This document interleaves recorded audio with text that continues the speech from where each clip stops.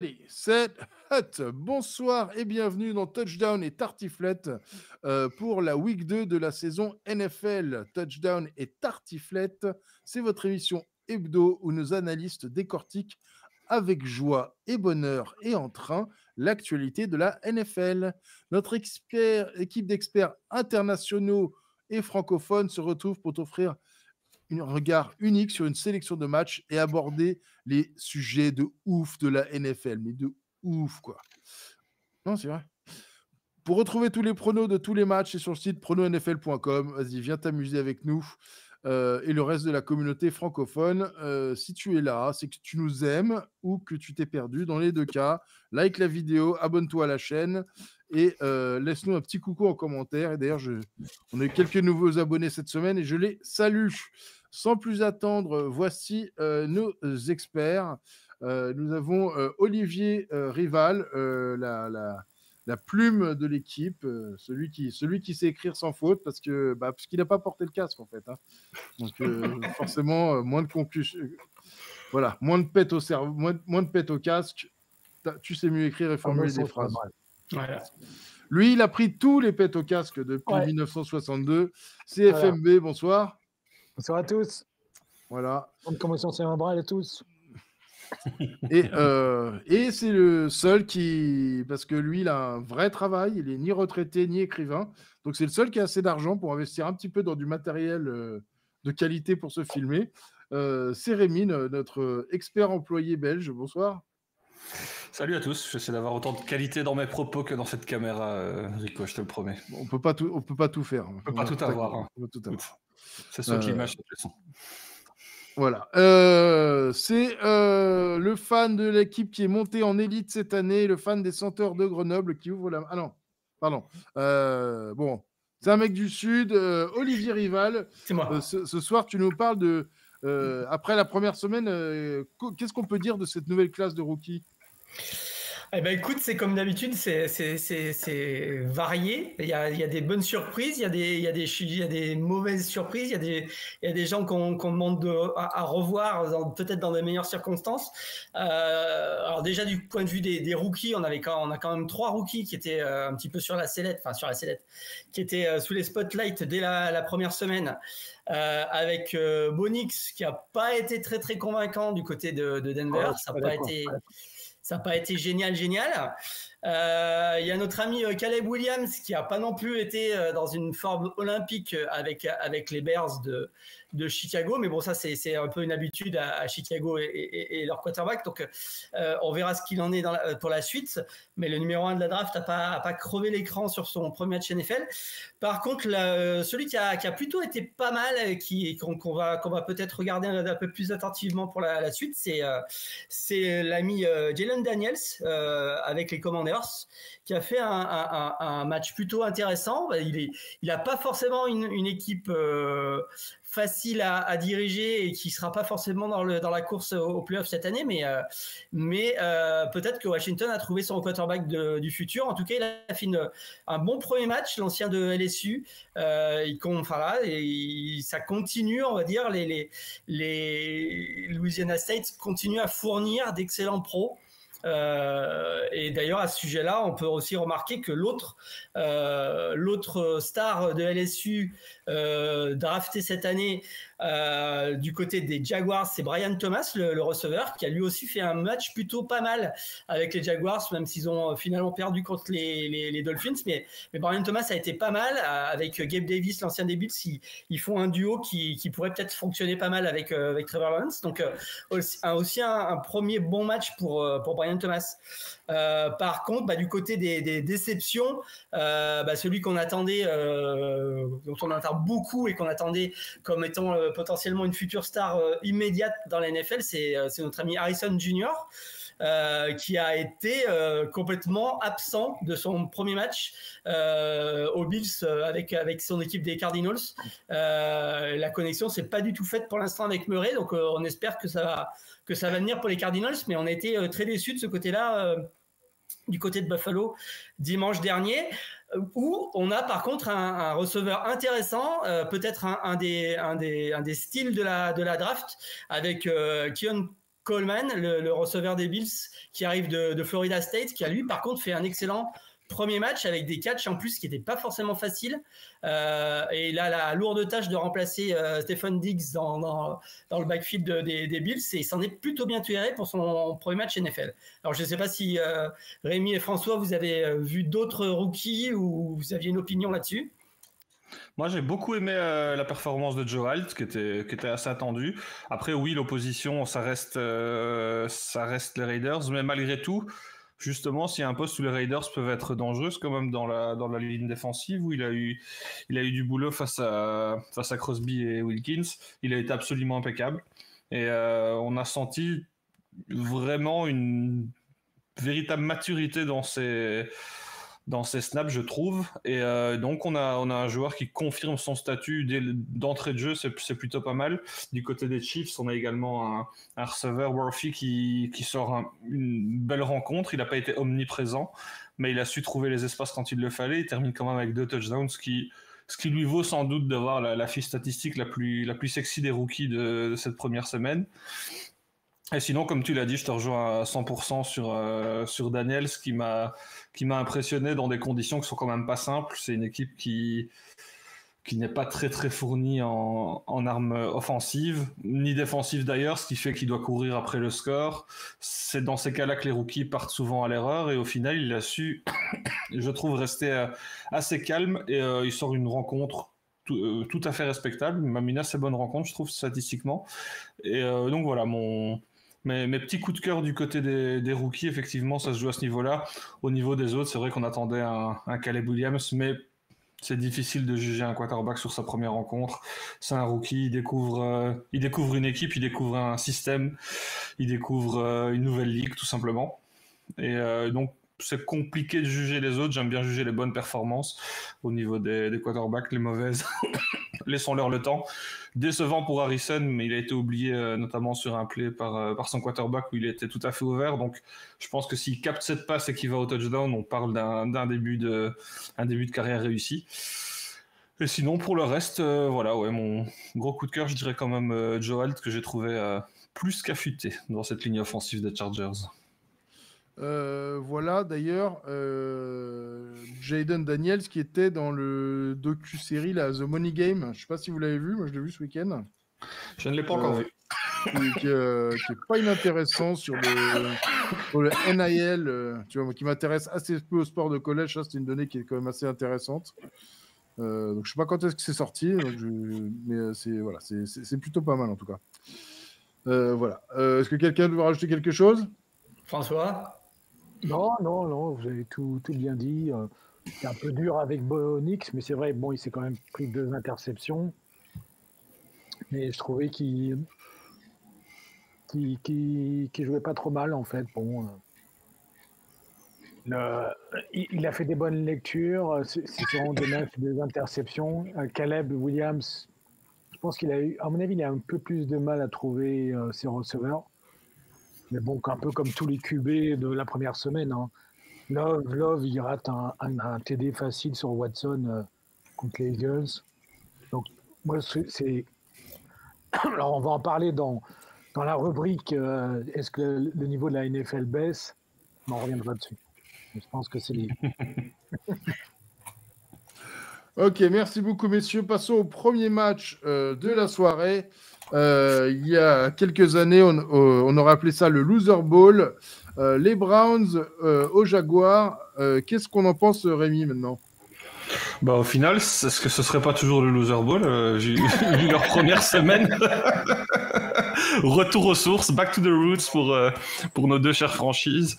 J'ai tendance à croire que pour les Browns, ça pourrait durer, parce que quand je vois la performance de Deshaun Watson, je pense que ça risque de s'enliser. Pourtant, on peut pas dire qu'ils aient une équipe dégueulasse. Il a quand même quelques petites armes. On attend toujours le retour de Nick Chubb, mais Jerome Ford fait quand même le taf, je trouve, au niveau du running game. Mais avec un quarterback comme celui-là, c'est compliqué de performer. Ils ont été particulièrement mauvais. Ils se sont fait écraser de A à Z. Enfin, c'est une belle équipe, certes, mais c'était compliqué pour eux. Du côté des Jags, on fait une bonne entame, sans être exceptionnel, ceci dit. Et tout s'écroule assez rapidement pour le plus grand bonheur d'FMB. Mais voilà, j'ai été déçu par leur performance, mais je n'ai pas été étonné pour autant. On en parlait la semaine dernière. Est-ce que cette année, c'est la dernière chance de Trevor Lawrence? Je ne sais pas. Mais en tout cas, c'est deux équipes qui ont beaucoup à perdre. Et c'est déjà une rencontre, je n'ai pas envie de dire une rencontre de la dernière chance parce qu'on est en deuxième semaine. Mais commencer la saison avec un bilan de 0-2, c'est quand même assez compliqué. Les Jags ont un calendrier costaud par après également. Donc c'est vrai que je pense que pour les Jaguars, la victoire est absolument nécessaire. Pour les Browns, ils pourront se rattraper par la suite parce qu'ils ont un calendrier quand même plus abordable. Je pense qu'après, ils enchaînent avec notamment Giants, Raiders et Commanders. 3 rencontres a priori à leur portée.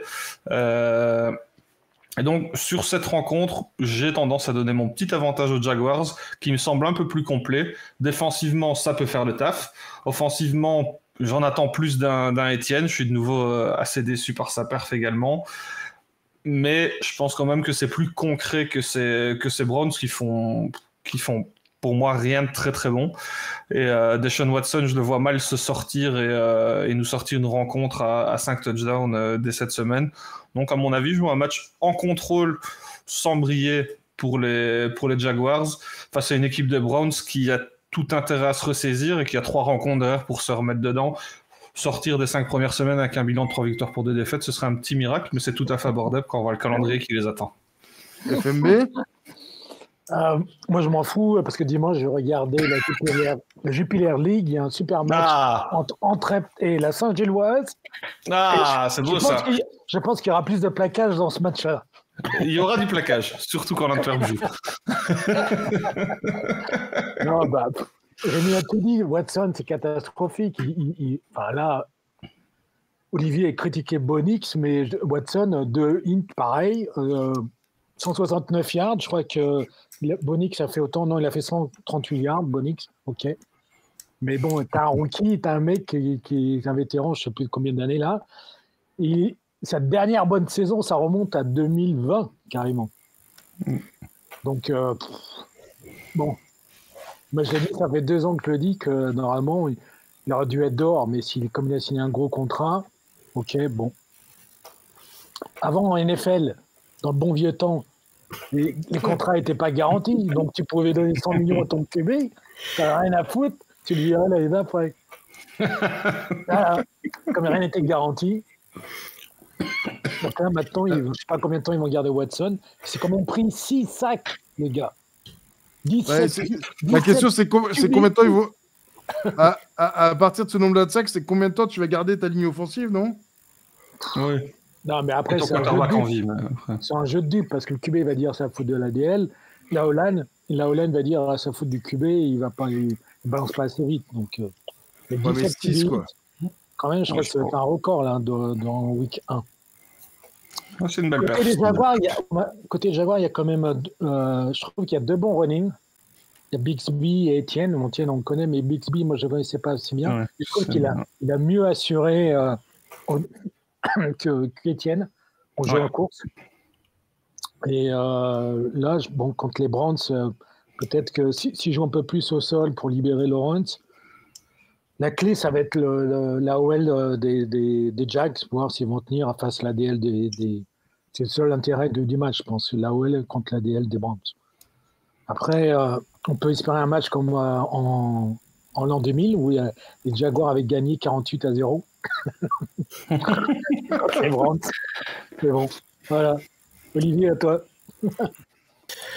Écoute, vous avez un peu tout dit, mais vous êtes quand même un petit peu dur avec les Browns parce que j'ai quand même été assez impressionné par la manière dont on jouait les Cowboys, notamment en défense. Par contre, là où les Browns ont été très très décevants, alors on peut parler de Watson, mais moi ils m'ont beaucoup déçu sur la défense. Garrett a pas du tout été présent, ça n'a pas été franchement. Voilà, les Cowboys ont vraiment joué sur du velours tout le long du match en contrôle complet et les Browns je les ai jamais fait déjouer, donc c'est ce qui m'inquiète le plus dans cette équipe de Cleveland pour le coup, qui l'année dernière avait encore une des meilleures défenses de la NFL. J'ai l'impression que cette année ça va être beaucoup plus compliqué, donc c'est pour ça que effectivement moi aussi je vais quand même donner les Jags, qui ont une équipe qui est pas phénoménale mais qui est quand même assez équilibrée. qui est pas forcément facile à jouer en défense, notamment sur le deuxième rideau.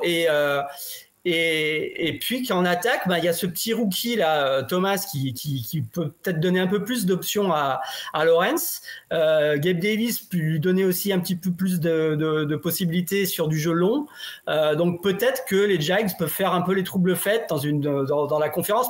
Dans la AFC, c'est tellement compliqué que j'ai un peu du mal à les voir aller en playoff, mais ça reste une équipe, on va dire, respectable. Et je pense que sur ce coup-là, il devrait gagner. Yes, merci beaucoup. Olivier, passons au deuxième sujet de la soirée qu'on a finalement... bref, le niveau de la NFL, est-ce que ça part en sucette? Est-ce que ça va être de pire en pire? FMB, qu'est-ce que tu en penses? Toi qui as connu le début de la NFL, quand les gens mouraient sur le terrain toutes les semaines. Ouais, ça, c'était avec Roosevelt, mais bon, c'était bien avant. Si Scooby aurait été là, c'était Maître Scooby, c'est son sujet préféré. Il est en cavale. Mais voilà, il est en cavale. Il t'aurait dit que oui.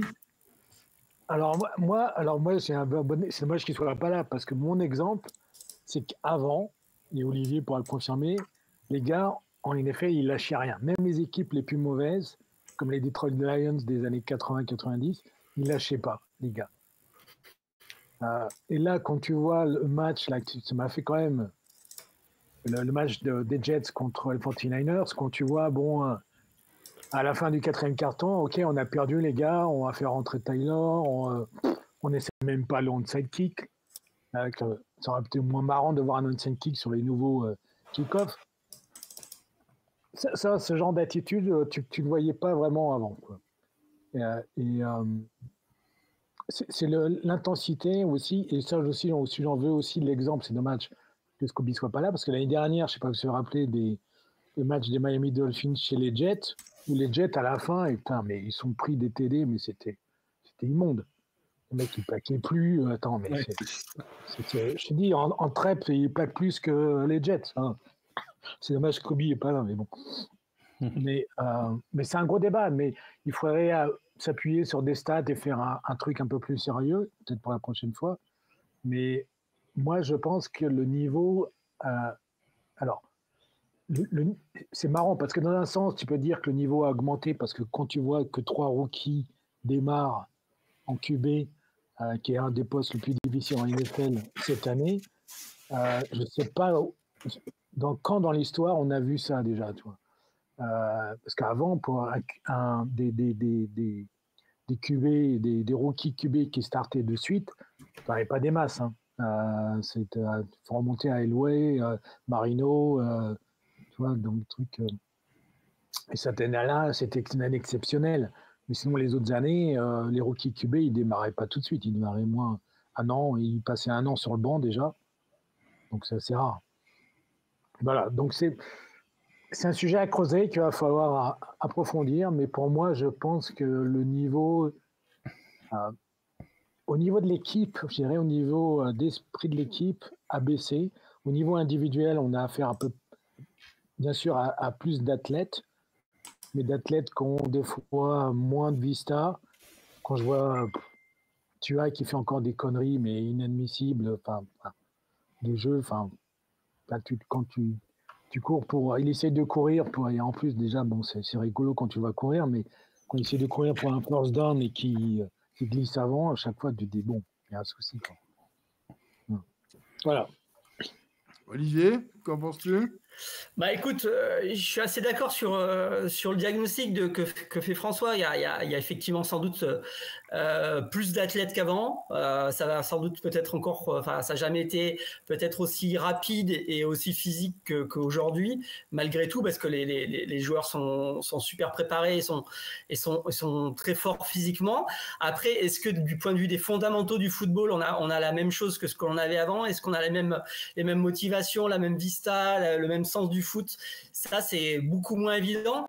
Il y a plusieurs choses qui font ça. Il y a aussi le fait qu'aujourd'hui, la NCAA prépare peut-être moins bien ses joueurs qu'avant, que c'est une équipe, c'est un niveau qui forme moins, parce que c'est un niveau où les équipes sont moins stables, avec le portail des transferts, etc. Il y a beaucoup de mouvements à l'intérieur des équipes universitaires, qui fait que les joueurs bougent beaucoup, les coachs bougent beaucoup, et derrière il y a peut-être peut-être moins d'apprentissage, et les joueurs arrivent d'universitaires avec peut-être moins de fondamentaux prêts, du point de vue des plaquages, du point de vue des mécaniques, du point de vue de la compréhension des systèmes.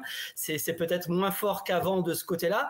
Et puis il y a aussi un autre cas, parce qu'on s'était déjà fait la même réflexion il y a l'année dernière.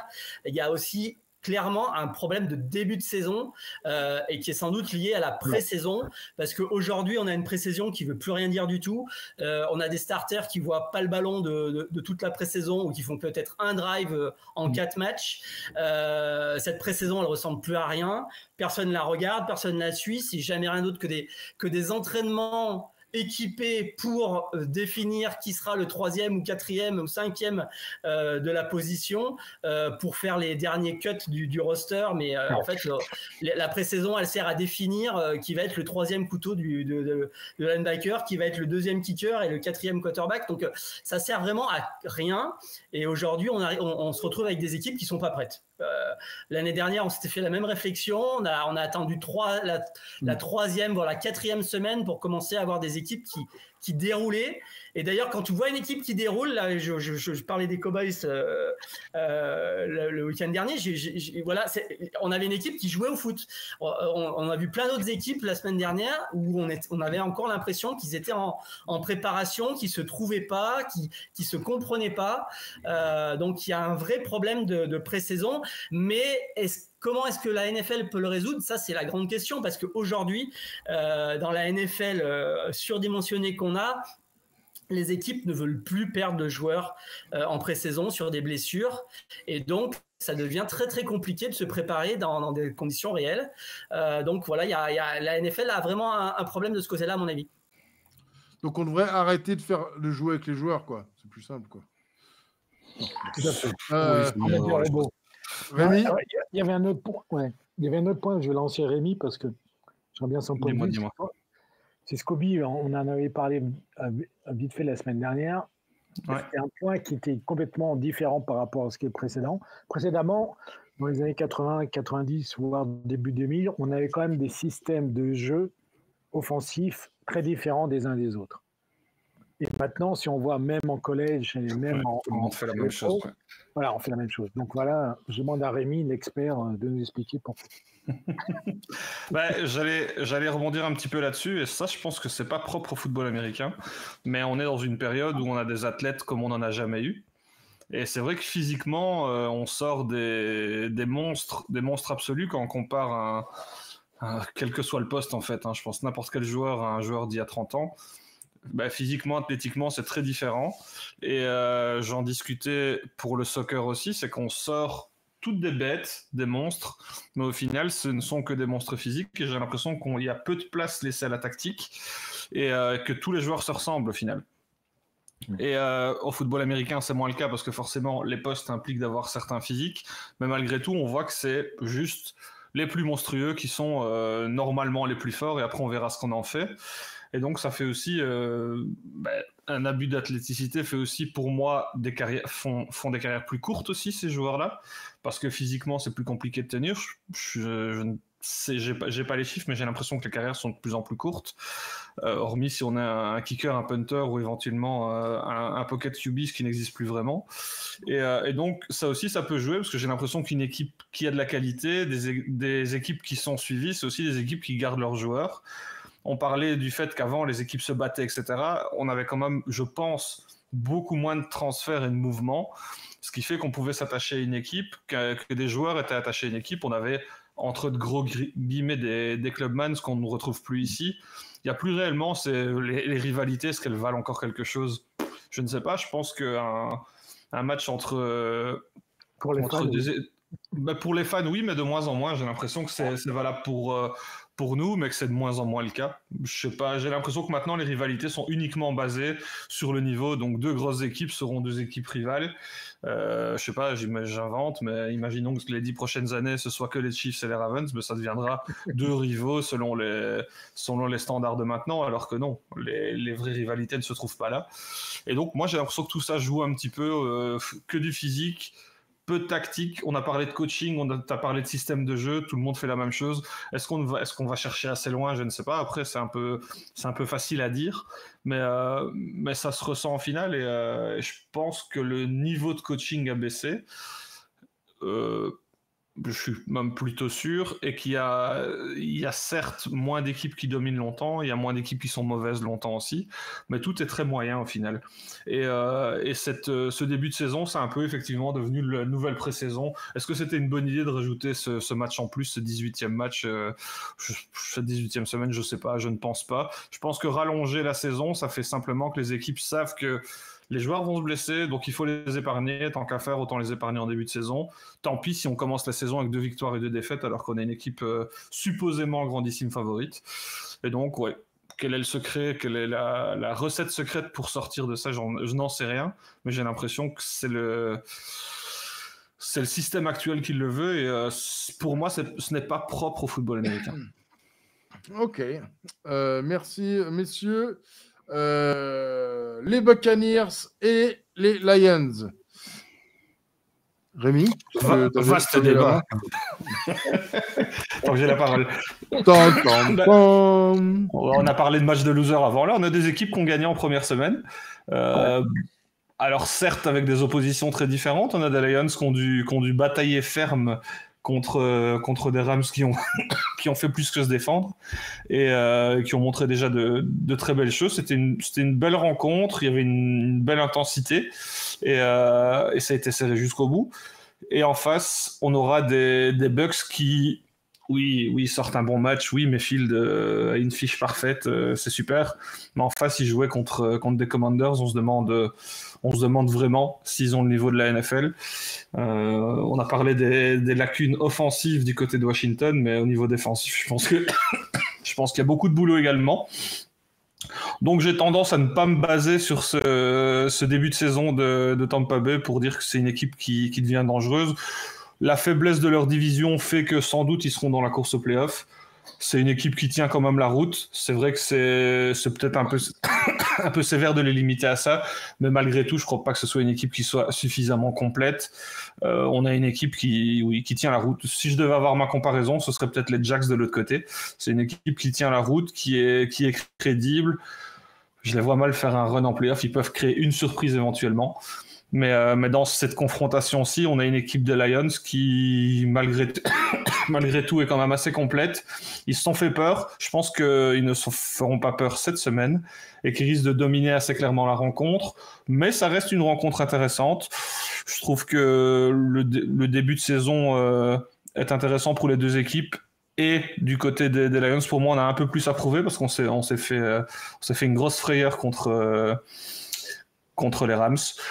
En face, je pense que les Bucks s'en sortent avec une défaite et qu'il n'y a rien de dramatique là-dedans parce qu'ils ont encore une longue saison devant eux, et je pense pas qu'il leur faudra 13 défaites pour se qualifier pour les playoffs, ni pour être champion de division. FMB Ouais, c'est un match. Je pense que là, on va voir à peu près le bon niveau des Lions, parce que c'est un bon test encore pour eux. Mayfield a l'air de super bien jouer, mais bon, on dirait qu'il est de plus en plus à l'aise. Il a quand même fait 289 yards et 4 TD quand même, là, c'est pas mal. Avec un QB rating de 146, donc c'est top. Il a toujours ses bons receveurs et qui assurent, je dirais, super bien. Evans, Godwin, même White en running, là, il a attrapé 6 passes sur 6 passes, enfin 6 passes sur lui, il les a reçus, donc on a l'air d'avoir une bonne dynamique au niveau de la offense des Buccaneers, mais comme l'a dit Rémi, c'est vrai que c'est une division assez faible, une division faible. Mais bon, les Lions, pour moi, alors je sais pas s'ils se sont fait vraiment peur ou pas contre les Rams. je pense qu'ils étaient quand même au-dessus des Rams. Ils ont un peu mal joué à certains jeux. Donc Goff a fait quelques erreurs quand même c'est une interception qui est bon. Mais quand tu vois le jeu au sol qu'ils ont, la O-line qu'ils ont, je trouve quand même supérieur aux Rams. Montgomery et Gibbs, il va falloir les arrêter. Je suis pas sûr que la défense, c'est vrai que même Tampa a un très bon linebacker, deux bons. Mais ça reste, là, à mon avis, ça va être la clé du match. Ça va être les running de Détroit contre les linebackers. Ça va faire la différence. Mais je pense que ça va être un bon petit match intéressant. Olivier ? Bah écoute, ils nous ont bien résumé ça, nos deux compères.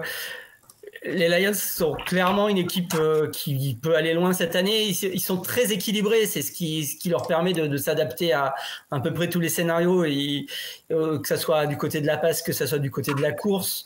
La défense, c'est un peu troué, notamment contre Stafford, qui a quand même fait plus de 300 yards, je crois. Donc il va peut-être falloir un petit peu plus se régler, parce qu'en plus Mayfield est en forme. Il a montré des belles choses. Mais pour moi, il y a quand même une classe d'écart entre ces deux équipes, et en plus ça se joue à Détroit, donc j'ai du mal à voir les Lions perdre ce match. Ça devrait passer sans trop de soucis pour Détroit. Yes. Merci messieurs. Le match suivant, les Packers aux Colts. FMB, je sens que tu as envie d'en parler, que ça te démange, que ça te picote l'arrière-train. Ouais. Je crois que tu as encore choisi le match. Allez, un quiz, tiens. Qui est le coordinateur offensif des Colts? Qui est le head coach déjà? J'ai un trou là. Le head coach au moins. Le head coach des Colts. J'entends un clavier qui triche. Ouais. C'est Chen de l'ancien des Eagles. Et le coordinateur offensif, c'est un copain. Ah, ben c'est truc, bah oui, c'est mon copain. C'est vrai. J-Bob Cooter. Ah non. Et donc, je ne l'avais pas. Comme il est copain de Peyton, Olivier, il vient de. Putain, Olivier, il bug. Tennessee. Allô. C'est un pote de Tennessee, ok.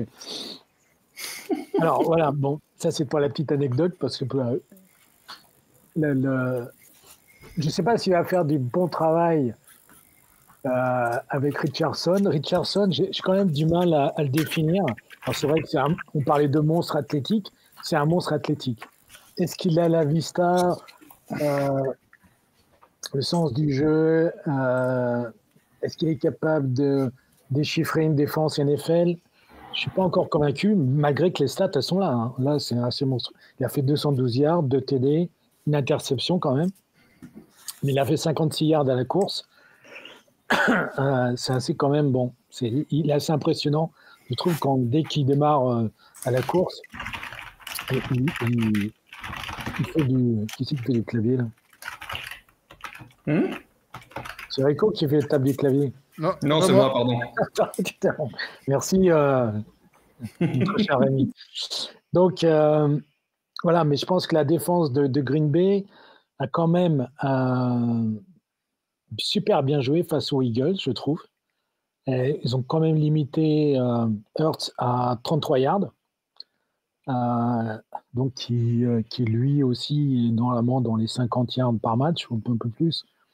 Donc, ça va être intéressant de voir ce combat-là, Richardson, face à une défense de Green Bay qui, pour moi, qui tient la route. Par contre, le grand sujet du match, c'est qu'est-ce que va au niveau du QB de Green Bay. Donc, on a Malik Willis, là, l'ancien QB de Tennessee. Je ne suis pas forcément convaincu. Le dernier drive qu'il a fait là, contre les Eagles avait l'air pas trop mal. Donc, je pense qu'il peut être dans une bonne dynamique. C'est Green Bay, je pense, progresse d'année en année. Mais à mon avis, là, ils vont quand même se reposer au jeu au sol avec Jacobs. Jacobs, ils vont bien l'épuiser, je pense. Parce que je pense qu'au QB, moi, je ne serais pas hyper serein pour démarrer le match. Voilà. À vous, mes amis. Les amis, c'est qui? J'en ai pas. Ah bon. Alors c'est Olivier, l'ami. Non, mais écoute, t'as bien résumé les enjeux du match. Est-ce que Willis va pouvoir réussir à reprendre le flambeau de Love, alors qu'il a aucune expérience NFL, hein, Willis, il est là depuis 2 ans, mais on lui a jamais donné les clés d'une équipe jusqu'à maintenant. Il n'était pas à Tennessee, il était à Liberty, hein, François. Non, mais donc, en NFL. Il était en Tennessee l'année dernière. Oui, il était à Tennessee en NFL, mais il n'a pas joué. Et du point de vue universitaire, il était. Ouais, il a fait un match ou 2, mais il a vraiment pas fait grand chose. C'est vraiment la première fois où on va lui donner une équipe pendant plusieurs semaines. Et il manque aussi d'expérience. Ce que je voulais dire, c'est que il vient d'une petite fac à Liberty où il était la star et où il a porté l'équipe pendant plusieurs saisons. Donc il n'a pas forcément encore l'habitude d'être sous les projecteurs. Il se retrouve à devoir faire son premier start NFL à Lambeau Field face à une équipe des Colts qui est quand même assez solide.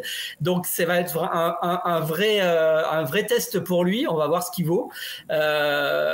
Les Colts, tu l'as dit, les Colts c'est une équipe qui est assez solide, mais qui est pas non plus voilà, ça va dépendre, comme tu l'as aussi dit, de Richardson, qui pour l'instant a réussi un bon début. Mais est-ce que les Colts ont trouvé leur QB et est-ce qu'il va pouvoir amener un peu de folie dans une équipe d'Indianapolis qui est plus habituée à faire beaucoup de jeux au sol, à être plutôt physique, à rester dans les matchs, mais à pas forcément être explosive. Donc il y a pas mal de questions sur ce match. Ça va être assez intéressant pour ça parce que ça va sans doute donner pas mal d'indications sur la suite de l'année pour ces deux équipes. Moi, je suis assez déçu pour Green Bay parce que avec Love, je pense que c'est une équipe qui pouvait aller loin cette année. J'espère qu'il va pouvoir revenir assez vite. Pour l'instant, on parle de un mois et demi. On verra ce qu'il en est. Donc, en attendant, il va falloir que Green Bay assure. Je pense que contre les Colts à la maison, ça va passer, mais ça va surtout dépendre de la préparation de Willis et est-ce qu'il peut reprendre le flambeau. Yes. Rémi? Je suis assez d'accord avec tout ce qui a été dit. Pour moi, la clé, ce sera sans doute le running game parce que effectivement, Love n'est pas là. On ne pourra pas s'appuyer sur un Malik Willis qui n'a pas une expérience folle en NFL, avec, je pense, 0 touchdown pour 3 interceptions sur cette belle carrière. Mais par contre, au niveau du running game, ça peut suffire contre ces Colts-là, parce que les Colts ont quand même quelques soucis au niveau du run-stop.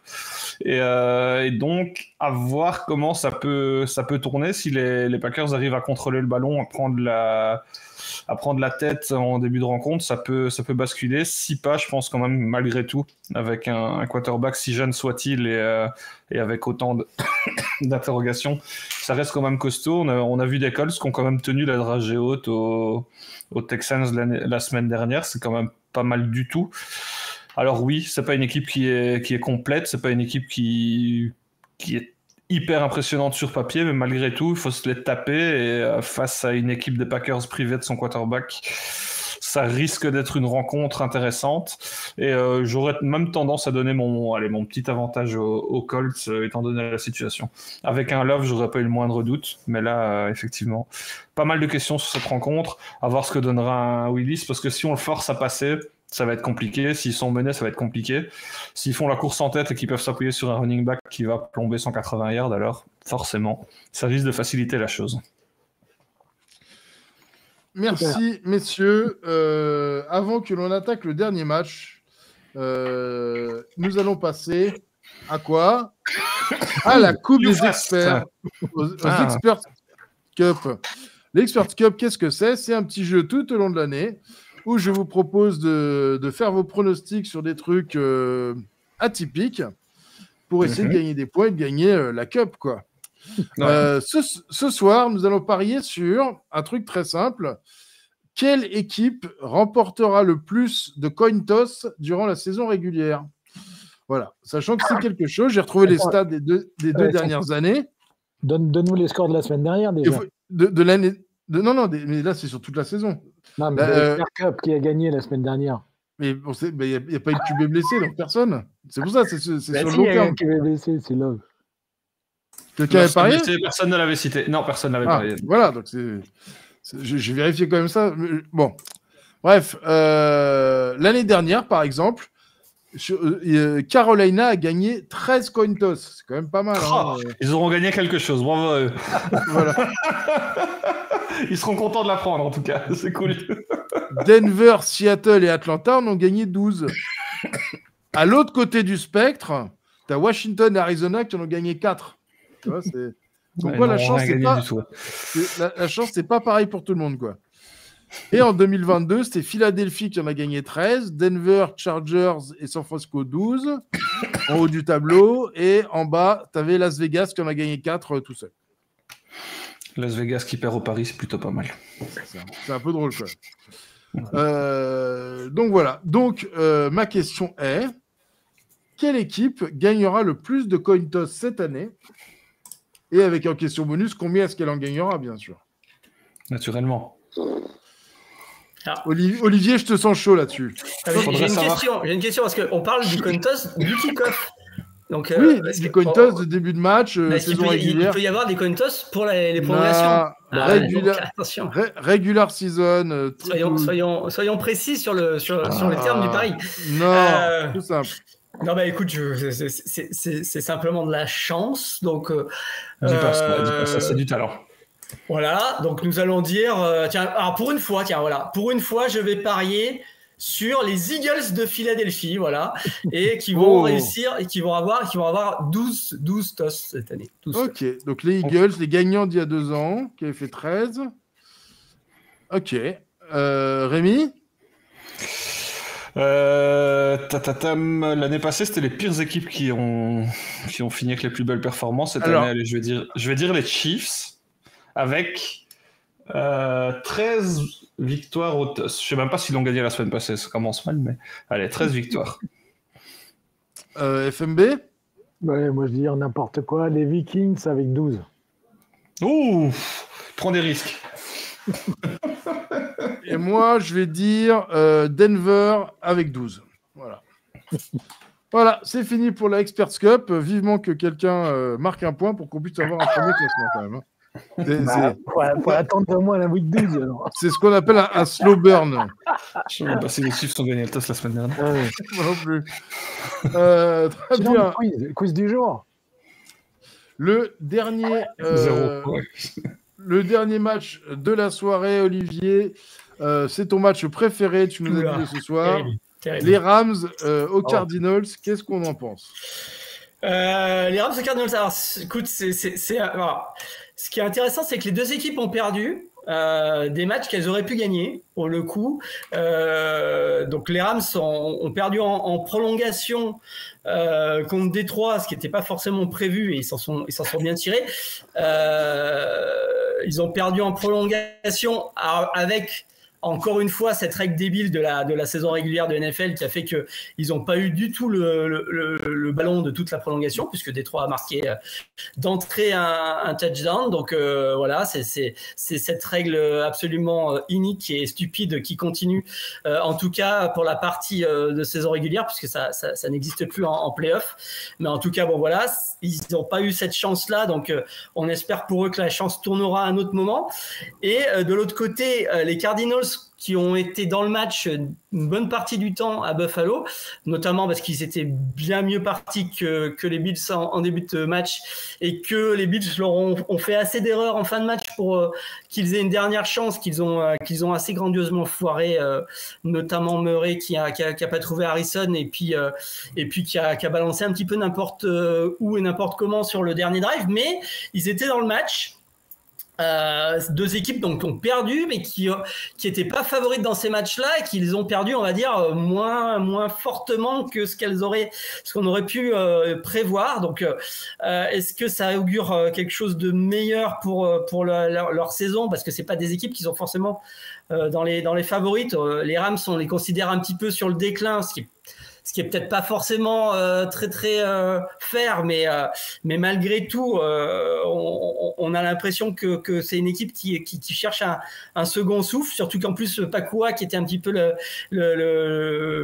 la nouvelle star en montante de l'équipe, s'est blessé, donc c'est un petit peu compliqué pour les Rams. Et puis les Cards, c'est un petit peu voilà, il commence à se poser des questions sur Murray. Il y a les éternels rengaines qui viennent notamment des fans qui disent que Murray est un bon QB mais qu'il lui manque 15 ou 20 cm pour être un QB NFL. Il y a aussi le fait que ils ont eu beaucoup d'espoir avec le draft de Harrison, qui a déçu sur ce premier match mais qui pourrait quand même amener quelque chose à cette équipe parce que c'est sans doute un receveur d'une très très grande classe. Donc ça fait quand même un match intéressant à suivre sur le potentiel des deux équipes et sur, on va dire,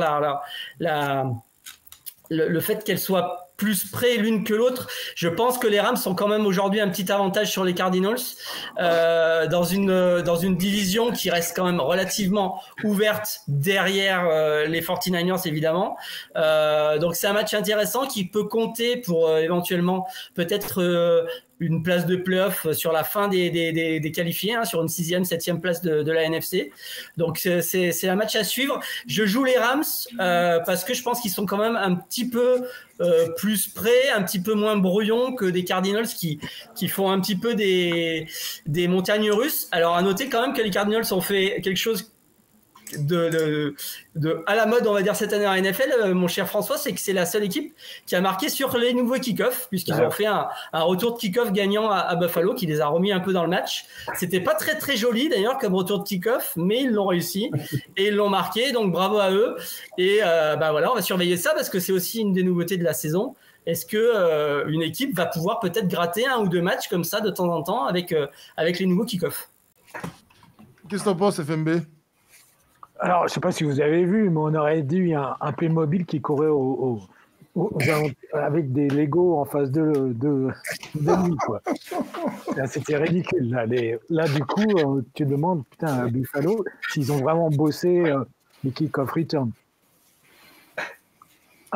Mais non, c'était pas très beau à voir. Rémi, un petit mot à dire? Sinon, oui, je voulais dire, j'ai pas fini. Je voulais dire... à mon avis, ça va être un match piège pour les Rams parce que des fois, je les trouve pas. J'aime bien les Rams, mais des fois, je les trouve pas assez motivés. Ils ont quand même perdu pas mal de matchs l'année dernière chez eux, à domicile. Donc là, c'est chez les Cardinals. En général, ils sont un peu mieux. Mais le jeu au sol est quand même assez faible. Et votre pote, là, je sais plus, Gollum là, de Michigan, on l'a pas vu. Alors, je sais pas s'il va jouer. Mais le jeu au sol des Rams est quand même est pas présent. Alors Olivier va me dire ouais, mais le jeu au sol c'est fini. Ils ont plein de receveurs, c'est vrai, ils ont plein de super receveurs, mais du coup là ils en ont un en moins et pas un des moindres. Donc Nakua est pas là. Cup, en général c'est Cup qui va tout recevoir. Donc il y a l'autre, je ne sais plus, le backup de toi, Nakua, c'est Tyler Johnson, non? Tyler Johnson. Donc du coup, c'est lui qui va prendre. Donc si les Cardinals sont un peu intelligents au niveau défensif, donc tu fais du double teaming sur Cup et tu forces Stafford à balancer sur Johnson. Mais bon, Stafford est quand même assez bon et c'est ça qui va rendre le match intéressant mais ça risque d'être un match piège un peu pour les Rams, je pense. Voilà. Rémi, un truc à dire avant que je les lâche? Rien à ajouter. Je pense que tout a été dit. Personnellement, je pense quand même que les Rams, malgré effectivement une absence de running game qui pourrait profiter à notre ami Gollum, Blake Gollum, le bien nommé, ça pourrait peut-être lui offrir de belles possibilités et qui sait de bonnes stats. On a perdu Nakua, ce qui fait très mal, mais on a retrouvé, on l'a jamais vraiment perdu, mais Cup a montré que même seul, il pouvait faire de très très belles choses. Stafford est quand même capable de balancer une balle vers un receveur ouvert ou pas. Là où en face, du côté des Cards, j'ai un peu de mal. Oui, un running game qui peut s'établir un petit peu. Murray, j'ai toujours un petit peu de mal à y croire. Et au niveau défensif, du côté des Rams, je trouve qu'il y a quelques belles petites choses. Je pense notamment au rookie Verse, le linebacker, qui a sorti une belle petite rencontre. Pas de quoi faire oublier un Donald, mais malgré tout, c'est le genre de joueur qui peut mettre une pression sur le quarterback, qui peut aller faire la différence dans un match qui devrait être relativement serré. Ben voilà, je donne mon avantage aux Rams sur celui-là. Merci Rémi. Non, rien, avec plaisir. Je voulais m'excuser auprès de tous ceux qui nous écoutent pour ce qui suit. Quelqu'un quelque chose à dire peut-être sur le Bills Dolphins Rémi, cache-toi. J'ai énormément de choses à dire là-dessus. Oh bah vas-y Rémi si tu veux. Oh, s'il pouvait. Mais cache-toi après. Hein. S'affronter dans un combat fratricide et ressortir sans quarterback, sans ligne offensive, sans ligne défensive. C'est peut-être notre chance. Hein. Je vais laisser nos deux experts en parler. J'ai un test pour toi, Rémi. Le maillot de Rico, c'est de quelle équipe?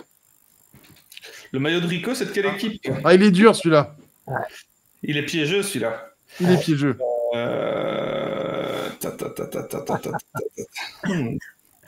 T'as un indice quelque part. J'ai un indice quelque part? Ouais. Je regarde mon... Ah, il est dans les casques situés derrière toi. Je cite les 32. Ouais, je vais t'aider. C'est les Giants si c'est Rico, mais non. C'est à New York, mais c'est pas les Giants. C'est un throwback des Jets, en effet. J'adore ces maillots, ils sont magnifiques. C'est un throwback Titan. Les Titans de New York. J'en ai 3 des comme ça. Ok, ouais. Voilà. Mais non, je n'avais pas. Sinon, revenons au match. J'espère que ça va être un match, comme on le disait en préambule, ça va être un match intéressant parce que si les deux équipes démarrent comme ils ont fait la semaine dernière, ça va être catastrophique la première mi-temps. Alors, moi, je suis étonné quand même des grosses cotes qu'il y a sur les Dolphins, parce que moi, je ne suis pas confiant à 100%. Je pense que les Bills sont encore là, ils sont encore présents. C'est pour ça que je les vois presque aller au Super Bowl, je pense, cette année. Ce qui m'impressionne, c'est toujours Josh Allen. Il est vraiment super bon. Là, il a balancé quand même. Il a utilisé 9 receveurs quand même différents. Déjà, je crois que c'est un record en semaine 1. Parce que le deuxième QB a 5 receveurs différents. Donc, il sait bien utiliser ces nouveaux receveurs. On voit que Diggs manque un peu sur les big plays, mais sinon, la deuxième mi-temps des Bills, c'était super correct. L'autre point, quand même, la défense des Bills assure quand même. Ils ont fait 4 sacs. Tua s'en est pris 3 les semaines dernières contre les Jaguars. La défense des Bills, c'est quand même meilleur. Donc, ça aussi, c'est un point qui m'inquiète. Mais Tua a quand même balancé. Alors, c'est vrai que je suis un peu sévère avec Tua, mais il a quand même balancé 338 yards, un TD, et avec un QB rating de 101, donc, ce qui est très, très, très correct. Il a fait 130 yards, donc bon, on est dans les normes des Dolphins, mais quand on regarde l'ensemble du match, on a quand même peur. Enfin, quand je dis ça pour les Dolphins. Voilà. Ok. Olivier, un mot à dire? Non, écoute, ça va être alors, c'est dommage que ce soit un match au milieu de la nuit parce que. T'as le droit d'utiliser des gros mots, hein. Et puis qu'on travaille demain, mais ça serait quand même un sacré beau match à voir parce que. Ouais. Alors, je vais prêcher pour ma paroisse, mais c'est très très difficile d'être un fan des Bills parce que il y a jamais un match qui se passe de manière détendue. On trouve toujours des moyens pour faire des jeux qui relancent l'équipe adverse. Là, il y a ce retour de kick-off improbable, mais il y a aussi quelques erreurs à droite à gauche qui fait que être un fan des Bills, c'est difficile. Mais par contre, si vous aimez le foot et que vous voulez voir quand même du spectacle, je vous conseille toujours de voir les Bills parce que Josh Allen, il n'y en a pas 12 quand même dans la ligue qui font les jeux qu'il fait. Il a encore fait des trucs hallucinants contre les Cardinals. Alors pour le coup, on parlait de Vista tout à l'heure, etc. Voilà, enfin, je veux dire, voilà un gars qui met son cœur sur tous ses jeux, qui va à fond partout, qui va tout le temps, qui est créatif, qui essaye de trouver des solutions même dans les pires situations. Donc même si vous avez, enfin voilà, si vous en avez rien à foutre des Bills, si vous avez sans doute raison, mais pour voir du jeu, c'est quand même un bon plan de regarder les matchs où il y a Josh Allen qui joue parce que c'est quand même un sacré joueur. Donc et puis en face, vous avez quand même Tua, Hill, une attaque qui vaut son pesant de cacahuètes, qui est pas toujours voilà, il y a souvent aussi des trous d'air par moment, mais c'est quand même pas la pire attaque de la NFL. Donc, c'est quand même un match qui promet. Ça va être encore très chaud. Il y a la moitié de Buffalo qui descend, comme d'habitude. Ça va être plutôt marrant dans les tribunes. Donc, ça va être sympa. J'espère que le match sera serré et j'espère qu'on aura des beaux highlights à regarder demain matin quand on va se réveiller. Je veux pas t'embêter, Olivier, mais ça pue la défaite, hein, ton analyse un peu. Hein. Rémi, un mot à rajouter ? Non, je suis assez d'accord avec ce qui a été dit. C'est un match spectaculaire en vue. On a un des quarterbacks les plus spectaculaires face à sans doute un corps de receveur et même un Devon Etchen qui est quand même vachement dynamique. Un corps de receveur et de running back extrêmement rapide. Donc à mon avis, on aura du point, on aura du spectacle et j'ai tendance à croire qu'on aura une rencontre serrée. Par contre, moi, il y a un truc qui me déçoit là, cette année, c'est que le match retour est au mois de novembre. Alors moi, j'aime bien que ce soit en décembre, sous la neige et tout. Oui, exactement. Ouais, attends, c'est quelle date en novembre ? Le 3. Ouais, non. Mais bon, là ils sont gentils, ils l'ont mis de nuit, donc parce que d'habitude vous nous le mettez, le mettez au mois de septembre, vous nous mettez au soleil et on meurt. C'est pour ça que je suis pas confiant. Messieurs, est-ce que quelqu'un a quelque chose à rajouter avant qu'on achève cette émission ? Non. Génial, merci Olivier, merci FMB, Rémi. Je vous dis à tous à la semaine prochaine. Et puis, écoutez, bon match et bonne semaine NFL. Ciao. Bon match et bon week-end à tous. Salut. La semaine prochaine, je suis pas là. Ah, cool. Dans 2 semaines, FMB. Je suis aux US. Peut-être. Je pourrais pas te chambrer en plus, ça va pas ça. Non. Mais tu rigoles, tu fais ça en direct de là-bas, FMB, pas d'excuses. Hein, c'est l'heure du déjeuner à 18h. Allez. Je suis à la côte ouest. Mais alors, ils s'en foutent. Ils ont pas internet là-bas ? Je suis en plein training, ouais. Je vais leur dire en plein training, les gars, attendez. Ouais, tu mets juste l'image. Tu mets juste l'image, pas le son, quoi. Ouais. Bon, allez, à plus tard, messieurs. Bonne soirée. Ciao. Salut.